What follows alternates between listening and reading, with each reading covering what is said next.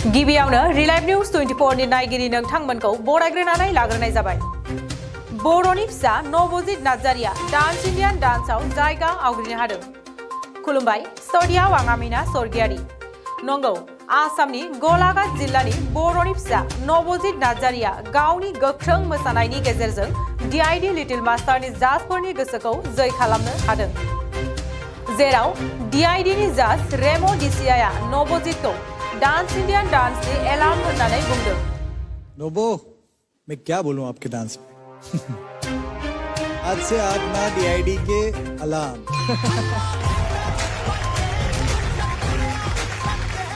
सबकी घंटी बज जाएगी।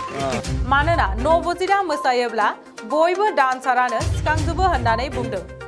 बियो दा 9 बोसोर बैसोनि। बिनि बिफानि मुङा उपेन नार्जारि आरो बिमानि मुङा अरु नार्जारि। बिनि बिमा बिफाया आबादारि। आबाद मावनायनि गेजेरजोंसो नखरखौ सुंथायो। जेराव नबजितआ मोसानो गोसो दंमोनब्लाबो मोसानायनि फिसखौ होनो हायामोन।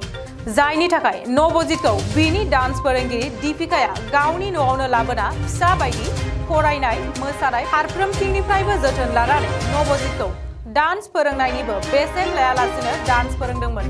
जायनि दारै बर'नि फिसा नबजित नार्जारिया दिनै डान्स इन्डियान डान्सआव जायगा आवग्रिनो हादों।